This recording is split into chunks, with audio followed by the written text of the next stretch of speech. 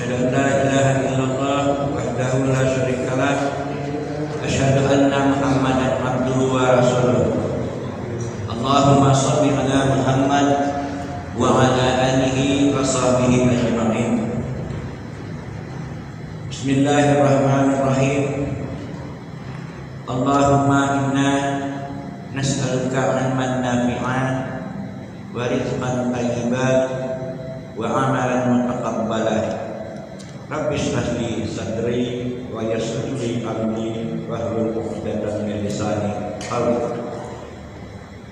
Bapak-bapak jemaah salat pada maghrib jemaah Darul Arkam, seolah senantiasa dalam lindungan, dalam bimbingan dan dalam keadaan sehat walafiat, penuh dalam limpahan barakah Allah Subhanahu wa taala. Alhamdulillah, pada malam hari ini kita akan melanjutkan kajian fikih jenazah.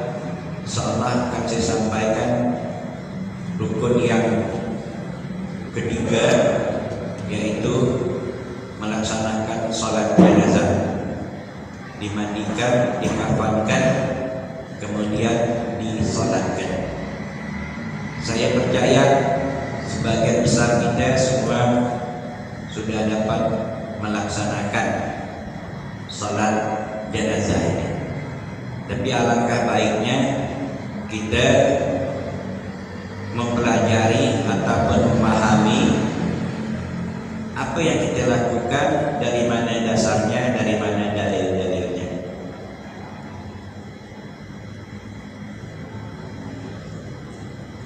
Yang pertama, yang dikedepankan sebagai imam.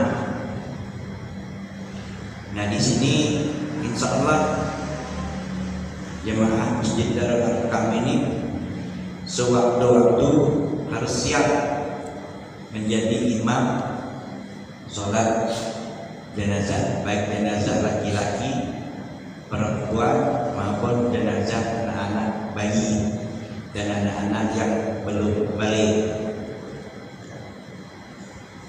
Dalil umumnya itu di surah Al-Anfal ayat 95. Allah Subhanahu wa taala berfirman, "A'udzubillahi minasyaitonir rajim. Wa ulul arham ba'dhuhum aula bi ba'din fi kitabillah." Itu dalil umum bahwa yang menjadi imam untuk sholat jenazah khususnya orang-orang yang mempunyai hubungan kerabat dan lebih berhak dia terhadap sesamanya, artinya terhadap yang hubungan dekat dengan jenazah tadi daripada bukan kerabatnya. Nah, kemudian yang kedua, wali ataupun penguasa.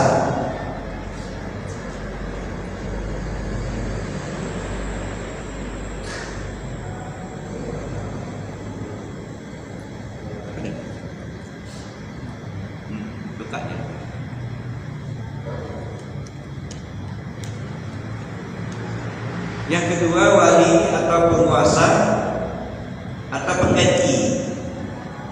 Nah, di sini berdasarkan riwayat hadis dari Muslim, wala jalilnya dalil umum juga, wala yu'ammanar rajulu rajula sultani wala ya'mudu fi baitihi ala takrimatihi illa biizni. Maksudnya, jangan seorang laki-laki mengimami lelaki lain di tempat kekuasaannya. Ini dalil umum. Jadi gini penjelasan ini. Kita di Masjid Darul Arkam lah paham tentang status kita, paham bacaan kita, dan kalau kita pergi ke jami, nah jami memang sama-sama rumah Allah, tetapi dalilnya umum ini jangan mentang-mentang kita lah biasa di sini dijamin kita menjadi imam juga misalnya tanpa minta izin atau tanpa jamaah sana minta kita. Kaedahnya begitu. Jadi biarpun kita pandai, saat kita berada di tempat yang lain, kita tak boleh pandai-pandai langsung muncul ke dalam bentuk itu jadi imam itu, kecuali pengurus masjidnya atau jamaahnya mempersilahkan kita untuk menjadi imam. Kemudian lanjutan hadis ini secara umum, dan jangan dia duduk di rumah orang lain pada tempat khususnya. Kadang-kadang di rumah itu ada yang tempat-tempat khusus yang dia biasa duduk tuan rumah. Itu tak boleh duduk situ. Umpama ada yang kursi goyang yang dulu kan. Tidak boleh itu tempat-tempat khusus di istirahat. Kecuali kita minta izin dulu. Kemudian penjelasan Idul Adha. Orang yang punya hubungan keluarga dengan jenazah, tetapi dia tidak masuk ahli waris. Jadi ulul arham ini bisa dia jadi sahabat, dia sebagai kawan yang paling dekat dari kecil. Ada itu paling dekat dari kecil dengan kawan yang meninggal, langsung dia berhak untuk menjadi imam terhadap kawannya yang telah meninggal dunia tadi. Punya hubungan kerabat tetapi tidak mempunyai hubungan wali. Kalau dia mempunyai hubungan wali disebut dengan asabah atau asib. Jadi asib ini artinya mengikat dan dia menguatkan hubungan tersebut secara melekat kepada jenazah. Apa contohnya? Anak dengan orang tua terus naik ke atas kakek atau datuk, itu yang melekat. Ke bawahnya anak, kemudian bisa lagi paman, ada melekat yang dia mempunyai hubungan nasab. Itu yang sebenarnya yang lebih dekat untuk menjadi imam salat jenazah. Jadi kalau umpamanya ayah kita meninggal, maka sebaiknya yang menjadi imam itu anak laki-lakinya. Demikian juga kalau ibunya atau neneknya meninggal, sebaiknya anaknya yang laki-laki menjadi imam untuk salat jenazah ibu atau neneknya. Nah, kemudian yang ketiga, wali negeri atau penguasa. Nah, di sini baru berlaku imam masjid. Jadi yang berlaku keimaman sebagai imam masjid ini, pertama, Rasulullah SAW itu beliau selalu menjadi imam salat jenazah. Dia sebagai Rasul, dia sebagai wali negeri, jabatannya pemerintahannya, dan sekaligus Rasulullah SAW mempraktekkan langsung kepada para sahabat. Jadi kalau tidak ada yang satu, yang kedua tadi, umpamanya ada di bawah jenazah untuk disalatkan di masjid kita, maka tanyakan dulu siapa hubungan yang terdekat nak dia jadi imam. Kemudian yang kedua, apakah dia punya kerabat, sahabat karib nak menjadi imam. Nah, kalau tidak ada, baru diambil alih oleh jamaah masjid. Biasanya jemaah masjid ini langsung diambil alih kedua masjid atau kedua ibadah, dan boleh juga jemaah-jemaah yang lainnya. Artinya yang tempatan kita melaksanakan jadi imam. Bapak-bapak yang senantiasa dalam lindungan Allah Subhanahu wa taala, dan pendapat ini imam masjid ini tadi, ini yang dirajikan oleh Imam Syafi'i, kemudian yang terakhir Bin Baz dan Syekh Utsaimin. Nah, kemudian kalau kita lah ada imamnya, kemudian ada jenazahnya, posisi imam posisi imam waktu nyalatkan jenazah posisinya berdiri di sebelah mana. Ini hadisnya panjang. Yang pertama hadis dari Anas bin Malik radhiyallahu anhu bahwa Abu Ghalib Al-Khayyat berkata, "Syahidna Anas bin Malik shalla ala jenazah rajulin faqama inda ra'sihi wa fi riwayat ra'sis sarir falamma rufi'a utiya bi janazah ra'atin min Quraisy aw min al-ansar faqila lahu ya Aba Hamzah hadhihi janazah fulana ibnati fulan fa sallat 'alaiha faqama wa sallaha wa fi riwayat inda ijazati wa qina ala ibnu Ziyadin al-Adabi falamma ra'ai ihtilafa qiyamihi ala rajuli wal mar'ati qala ya Aba Hamzah hakaza kana Rasulullah sallallahu alaihi wasallam yaqumu haitsu kuntu wa min al-mar'ati hisu qala na'am qala fattafat ilaina al-malam faqala ihfazu.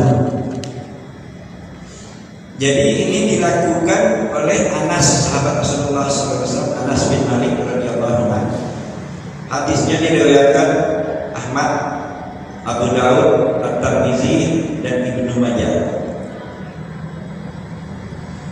Bahwa Abu Ghalib menyaksikan atau ikut salat jenazah bersama Anas bin Malik. Anas bin Malik ini menyalat yang pertama jenazah laki-laki. Waktu melaksanakan salat jenazah laki-laki Anas bin Malik sebagai imam, beliau berdiri sejajar kepala. Di dalam riwayat lain disebut bagian kepala ranjang, karena ada sebagian kalau salat jenazah di rumah itu ditaruh di atas timpang, semacam timpang itu ada. Kalau kita di sini lagi taruh di dalam usul, nggak di dalam kerendai. Jadi sebelah kepala untuk jenazah laki-laki. Setelah jenazah laki-laki ini selesai diselat, diangkat, datang pula kepadanya selanjutnya tadi jenazah seorang wanita dari Quraisy atau wanita dari Ansar. Dikatakan kepadanya, wahai Abu Hamzah. Abu Hamzah ini adalah panggilan untuk Anas bin Malik. Ini ada jenazah Fulanah binti Fulan, tolong salatkan dia jadi imam. Lantas Anas berdiri sejajar hingga tengah. Di antara kami, kata Abu Ghalib tadi, ada seorang sahabat yang bernama Al-Ala bin Ziyadin al-Adawi.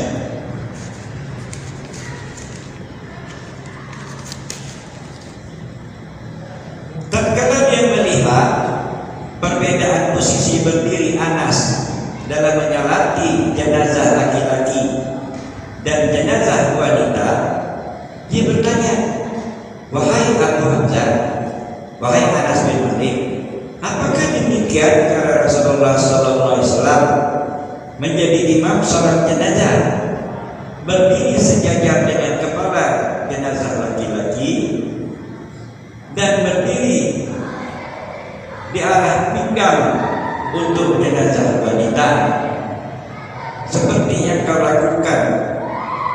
Anas radhiyallahu anhu menjawab, ya. Lantas Al-Ala tadi menoleh kepada kami, menoleh kepada imam semua, kata Al-Ala al-Adawiyah, jadi hafalkan oleh kalian arti ingatkan apa yang dibuat oleh Anas ni.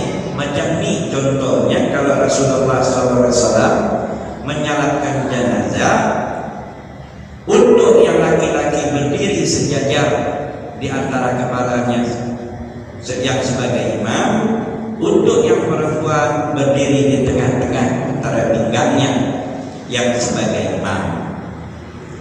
Nah, di sini ada hikmah yang tertentu di dalam kenapa berdiri di sejajar kepala untuk laki-laki dan sejajar atau di tengah-tengah arah pinggang untuk wanita.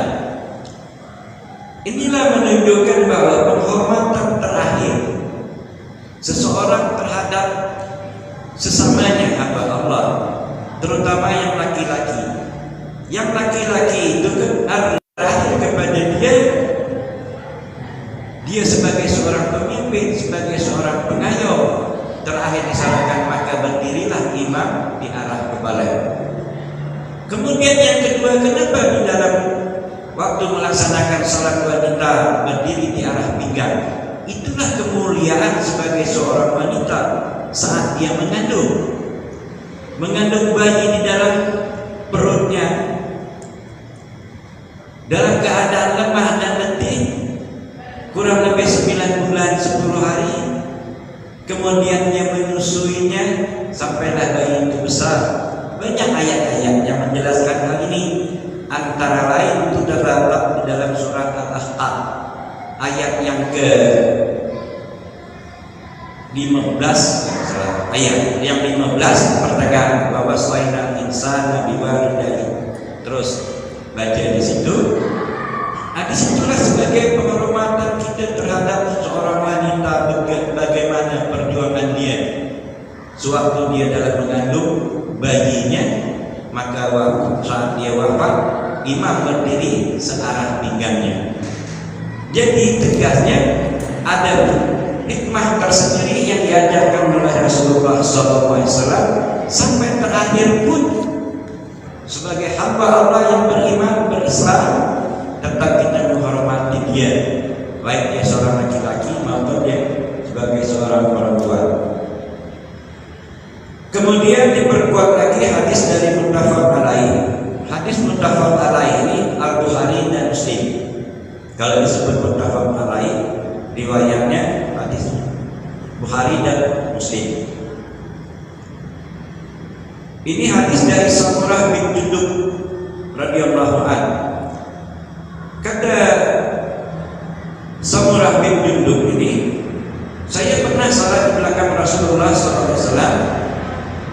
Yang disalatkannya adalah pembukaan yang meninggal dia dalam keadaan nifas, jadi sudah melahirkan. Pembukaan berarti perempuan. Dan Rasulullah SAW berdiri sejajar searah pinggang saat Rasulullah menjadi imam. Jadi jelas posisi imam, yang laki-laki sebelah kepala, yang perempuan arah pinggang. Kemudian peserta salat jenazah itu disunahkan berjamaah, sebagaimana yang dilakukan oleh Rasulullah SAW melalui riwayat Abu Hurairah radhiyallahu anhu. Nabi sallallahu alaihi wasallam ila ashabihim gajashi thumma taqaddama fasaffu khulfahu fakabbara arba'an. Rasulullah sallallahu alaihi wasallam memberitahukan kepada para sahabat tentang wafatnya Najasyi. Lalu beliau maju ke depan untuk mengimami, dan para sahabat bersaf berdiri di belakangnya, lantas beliau bertakbir 4 kali. Hadis ini adalah hadis salat haid, karena Raja Najasyi ini keberadaannya ada di Ethiopia. Rasulullah SAW mendengar kabar beliau meninggal dan khawatir karena penduduk Ethiopia pada waktu itu sebagian besar adalah Nasrani. Maka Rasulullah mengajak para sahabat karena Rasulullah tahu dia sudah masuk Islam dan beliau menerima hijrah pertama daripada sahabat Rasulullah SAW.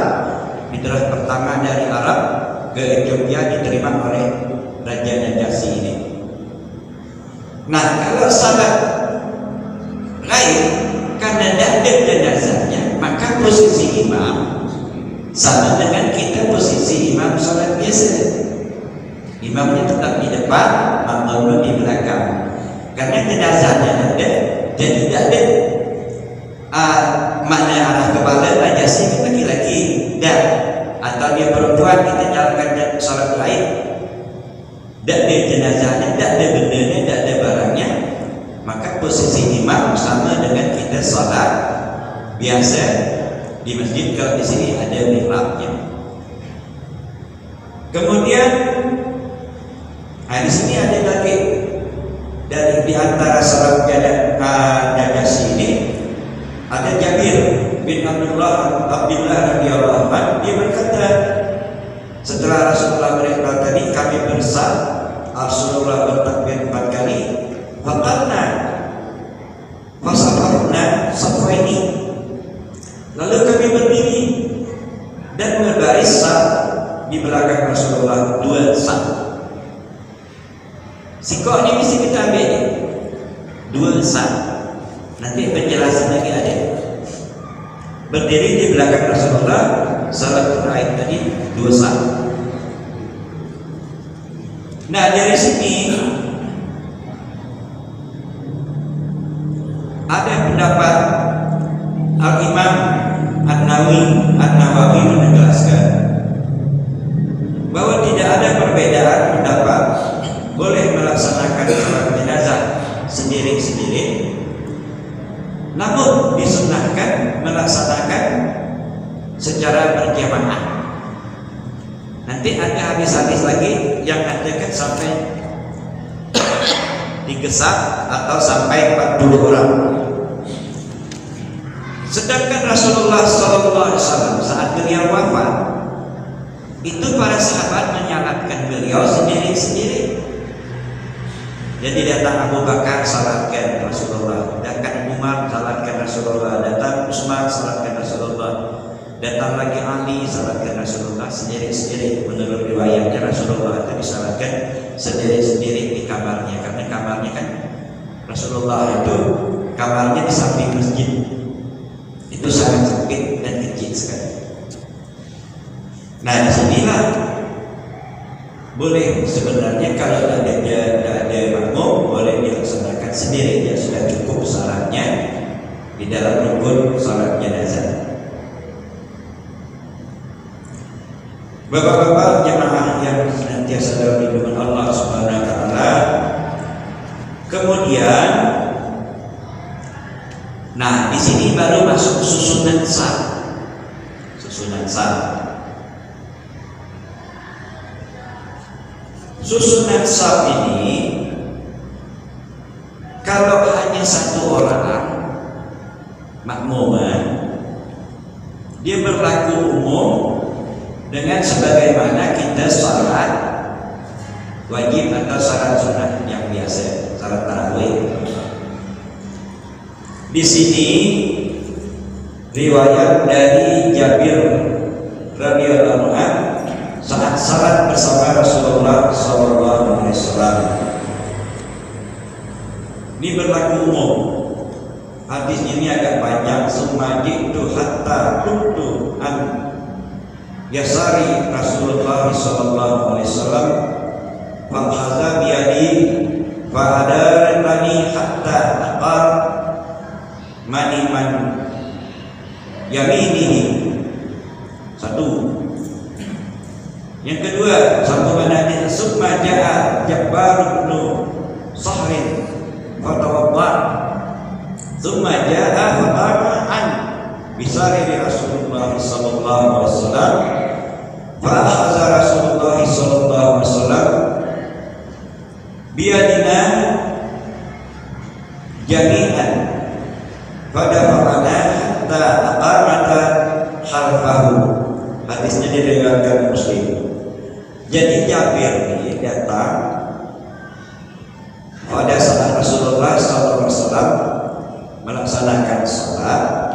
dia berdiri sebelah kiri Jabir. Lantas Rasulullah SAW kata Jabir, memegang tanganku dan dia menggeserkanku sebelah kanannya. Jadi Jabir tadi sebelah kiri, kata Rasulullah Jabir ini suruh ke kanan dengan posisi sejajar tadi sebelah kiri Jabir tadi dipindahkan Rasulullah ambil tangannya ke sebelah kanan. Satu. Sahli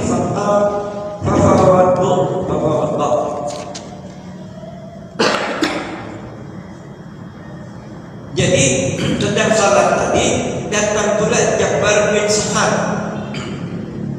Setelah dia berwudu, Jabbar bin Sahal tadi dia datang berdiri pula di sebelah kiri Rasulullah SAW macam Jabir tadi, sejajar dengan dia. Jadi dia ada tiga, Rasulullah di tengah, si Jabirlah dipindahkan sebelah kanan, datang Jabbar tadi sebelah kiri untuk yang Jabbar tadi, Jabir tadi. Lantas Rasulullah SAW memegang tangan kami berdua. Jadi gini, ini Jabbar, ini Jabir, pegang dua-dua tadi, hingga beliau memposisikan kami di belakangnya. Jadi dua orang tadi di belakang Rasulullah SAW. Ini berlaku umum, termasuklah salat-salat kita yang kita laksanakan sekarang. Kalau imam dan makmumnya satu, maka makmum berdiri sejajar dengan imam di sebelah kanan. Kalau ada datang lagi orang lagi, dia sudah berduduk, dia datang, makanya imamnya tetap, yang datang belakangan tadi di belakang imam, kemudian memberikan aba-aba kepada yang di samping kanan imam tadi mundur ke belakang. Jadi posisinya dua orang di belakang. Nah, demikian juga dengan salat jenazah. Nah, yang dilakukan Jabbar dan Jabir bersama Rasulullah SAW ini pada saat melakukan salat safar, artinya salat dalam perjalanan. Berarti ini berlaku umum. Kemudian hadis dari Abdullah bin Abi Talha radhiyallahu anhu, sungguh Abu Talha memanggil Rasulullah SAW untuk menyalati jenazah Umair bin Talha. Umair bin Talha ini adalah adik Abu Talha. Ini dia orang tuanya masa kecil, masa belum balik.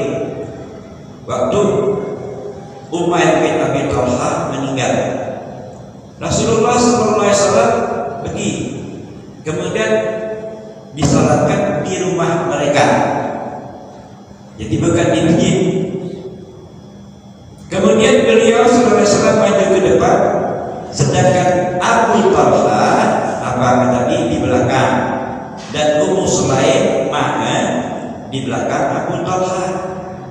Tidak ada orang lain selain mereka berdua, Abu Talha dan kepada Rasulullah SAW. Hadis ini diriwayatkan Hakim, Baihaqi dan At-Tabarani. Nah, sebagian ahli hadis menganggap hadis ini adalah mursal, artinya sanadnya terputus antara tabi'in langsung kepada Nabi SAW tanpa melalui sahabat. Di sisi lain, Abdullah bin Abi Talha ini dia merupakan sahabat Nabi, benar, tapi posisi dia pada waktu itu dia belum balik, dia masih di bawah umur. Kemudian emaknya nih Ummu Sulaim mengandungnya ketika perang Hunain. Dia belum balik, maka dianggap dia belum memahami apa yang diperbuat oleh Rasulullah SAW. Jadi di sini ditampilkan hadis ini, kalau Abu Talha yang agak kecil tadi, kemudian Ma. Jadi susunan ini. Nah, maka di sisi lain hadisnya begini, karena dia mursal, hadis ini tidak dianggap, tidak boleh dipakai, tidak jadi dipakai. Karena yang tadi waktu Jabir dan Jabir tadi datang siko, karena Jabir itu laki-laki, dia sejajar dengan Rasulullah SAW. Bukan Jabir di belakang Rasulullah SAW. Itu perbedaannya. Kemudian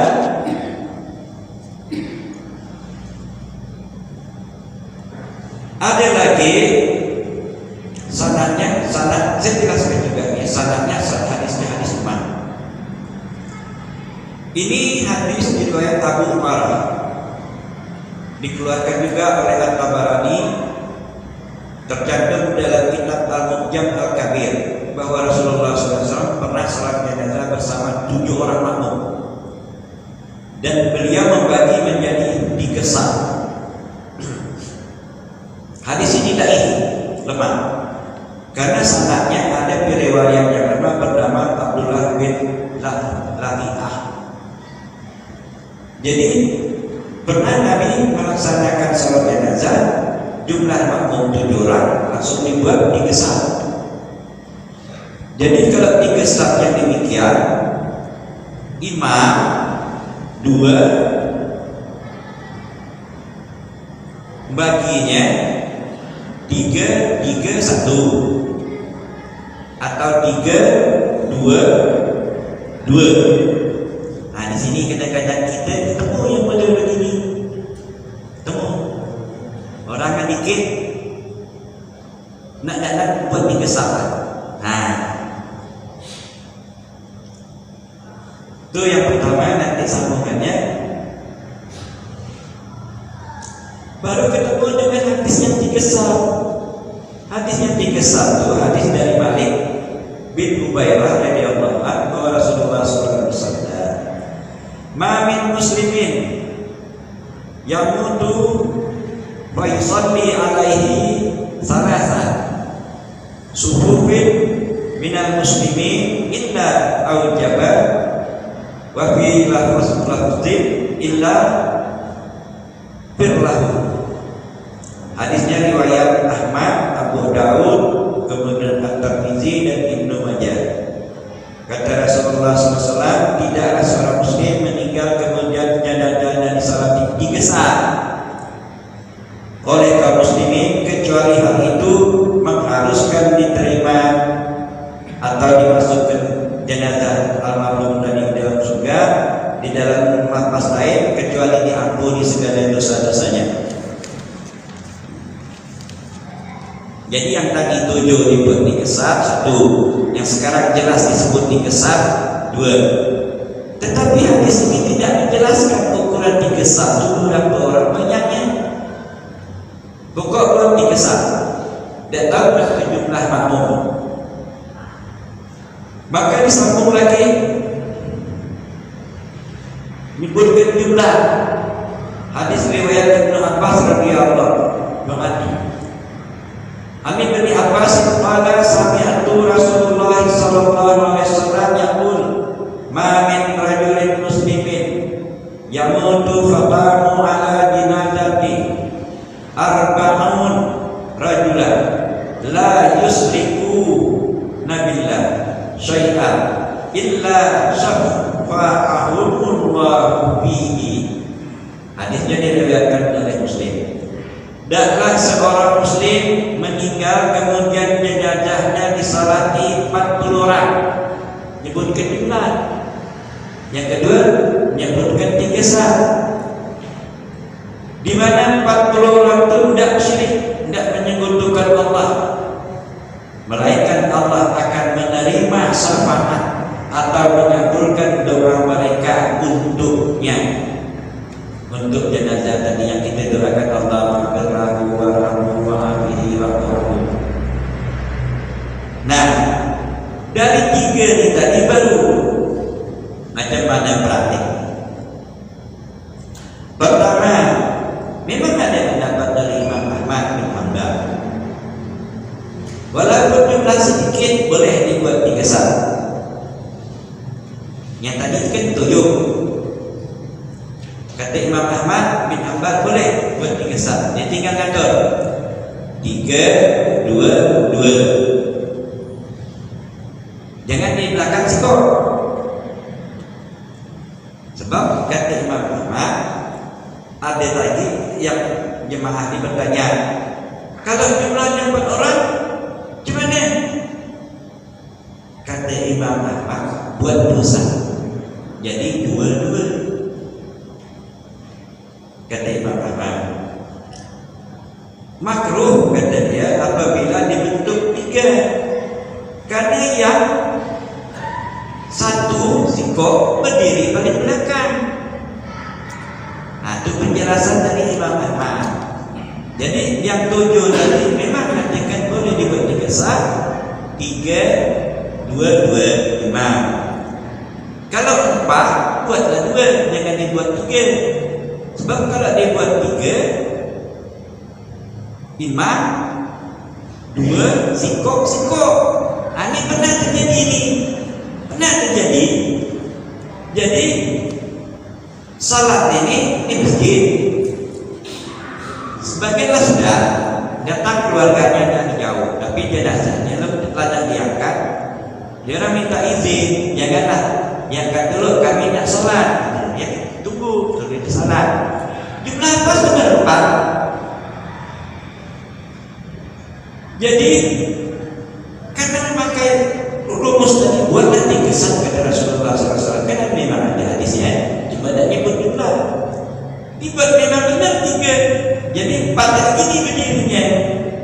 Imam, sikok di belakang dia, di belakang itu sikok ini jadi berbaris. Nah, kalau yang kita mau demikian, itu tadi kita pakai yang pendapat Imam Ahmad. Kalau pernah dibuat sah, boleh buat dosa. Jangan dibuat 3 sikok di belakang. Kalau dapat disatukan 4 orang tadi itu, yang 4 orang tadi itu sikok imam, yang lainnya sejajar 3. Kalau dia berempat sikok imam, 3 di belakang imam. Selesai salah. Nah, kemudian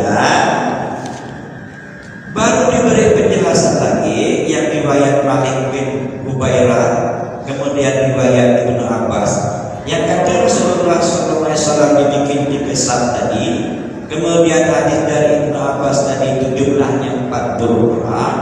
Ini menunjukkan jumlah makmum yang banyak. Dan ini dirajikan oleh Syekh Utsaimin. Jadi kalau jumlahnya banyak, di sini disebut 40. Yang kemudian yang tak disebutkan 3 sah, baru kita boleh ngatur 3 sah. Karena kita tidak tahu ukuran salatnya di mana.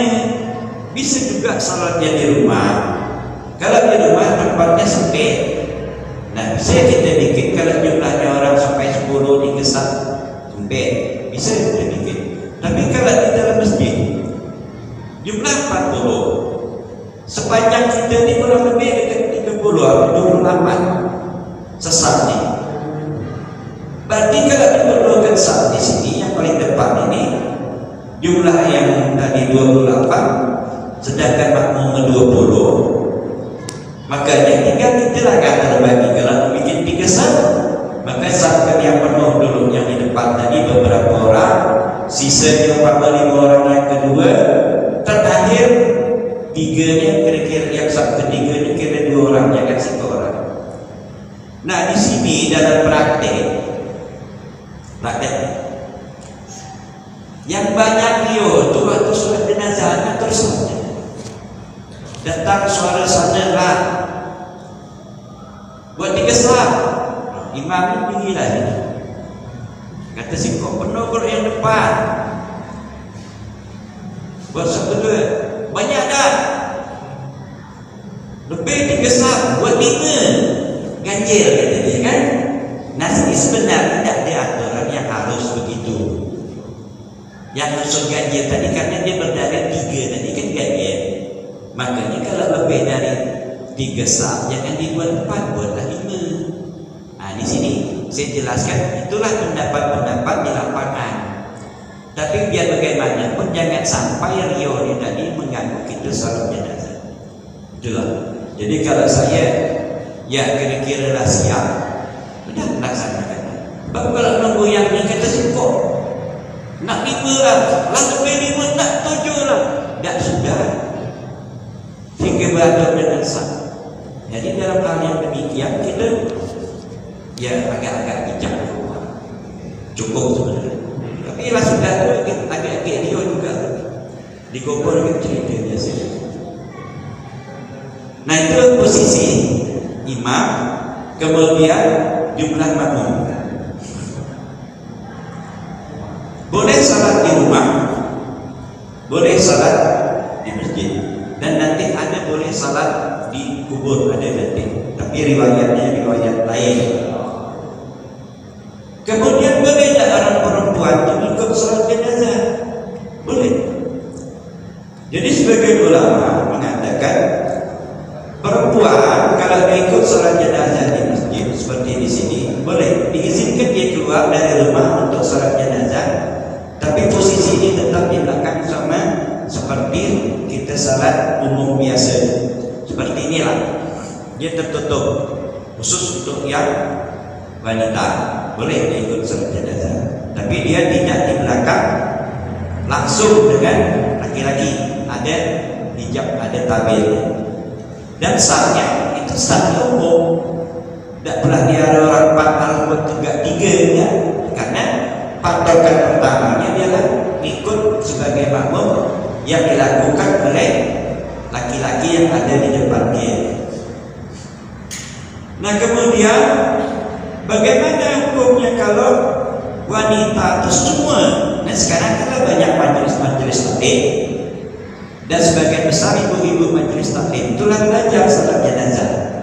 Nah ada terkadang satu jemaah dia meninggal dunia karena banyak jumlah dia mensalatkan sendiri di rumah dia atau di tempat taklim dia, sehingga dia yang menjadi imam di antara mereka. Boleh.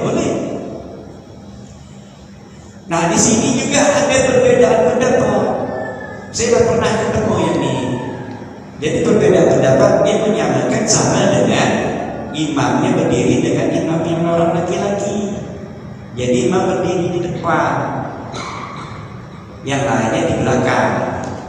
Tapi yang lebih pas ada riwayat dalil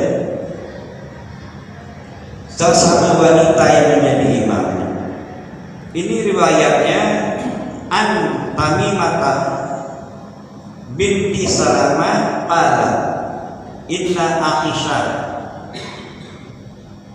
ammatin nisa fi salatil maghrib faqaman wasatahunna jaharat bil qiraah. Ini dalilnya dalil umum. Jadi riwayat ini dari Tamimah binti Salamah. Dia memberitahukan, menerangkan bahwa Aisyah radhiyallahu anha pernah mengimami, menjadi imam para wanita, sesama wanita dalam melaksanakan salat maghrib.